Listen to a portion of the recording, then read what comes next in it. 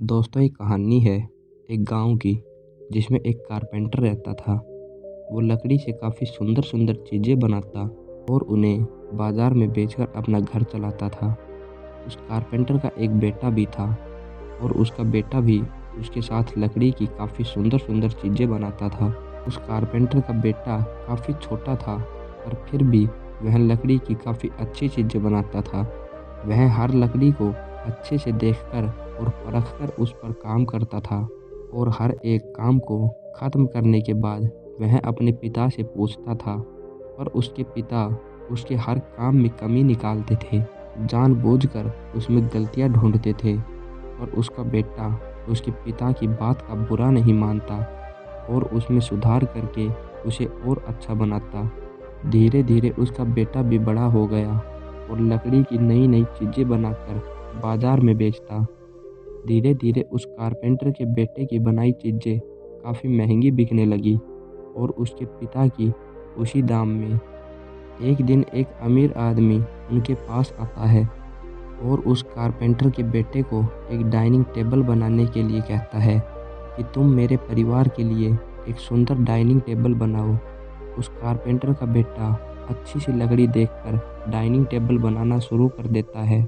तो एक दिन वो लड़का उस डाइनिंग टेबल पर काम कर ही रहा था कि तभी उसका पिता वहां आकर उसके काम में कमी निकाल देता है। वो लड़का गुस्से से अपने पिता को कहता है कि आप मेरे हर काम में कमी क्यों निकालते हैं? क्या आप ही सबसे बेहतर कारपेंटर हैं? और आपको तो पता ही है कि मेरी बनाई चीज़ें आपसे महंगी बिकती है।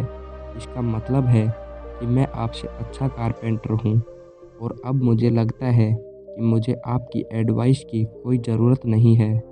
उस दिन के बाद से उस लड़के के पिता ने उसे एडवाइस देना बंद कर दिया और उसके काम में कमी निकालना भी बंद कर दिया। कुछ दिन तक उस लड़के की चीज़ें काफ़ी अच्छी बनती गई पर धीरे धीरे उसकी कला फीकी पड़ने लगी। लोग अब उसकी चीज़ों की तारीफ़ नहीं करते थे। उसकी चीज़ों को लेकर अब लोगों का मज़ा कम हो गया था और उसकी कीमत भी गिर गई थी। उस लड़के को कुछ समझ नहीं आया। उसे अपने काम में कोई कमी नहीं लगती थी जिसे सुधार कर वह अपनी चीज़ों का दाम बढ़ा सके। वो लड़का इस बात से काफ़ी परेशान हो गया और आखिरकार वो लड़का थक हार कर अपने पिता के पास आता है और उन्हें सारी बात बताता है। तो उसका पिता उसे कहता है कि मुझे पता था कि एक ना एक दिन ये तुम्हारे साथ ज़रूर होगा। ये सुनकर वो लड़का हैरानी से अपने पिता की तरफ देखकर कहता है कि आपको पता था? उसका पिता कहता है, हाँ, क्योंकि जब मैं अपने पिता के साथ काम करता था तो मैंने भी इस बात को कहा था। मेरे पिता भी मेरे हर काम में कमी निकालते थे और मैंने भी गुस्से में बोल दिया था, जैसे तुम्हारे साथ हुआ।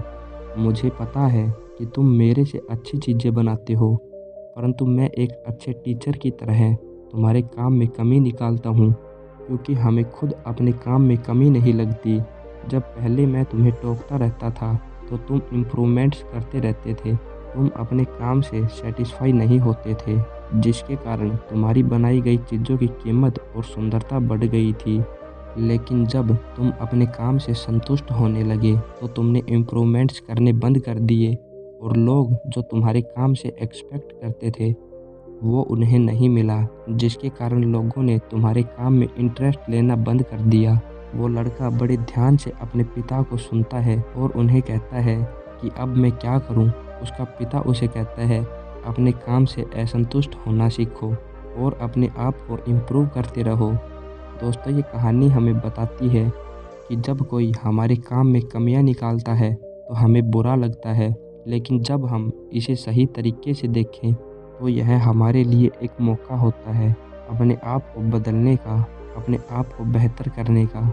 इसलिए हमेशा अपने काम से असंतुष्ट रहें ताकि हमारे अंदर बदलाव होते रहे। बाकी आपको ये कहानी कैसी लगी कमेंट करके ज़रूर बताना और मैं मिलता हूँ दूसरी वीडियो में। तब तक के लिए जय श्री राम।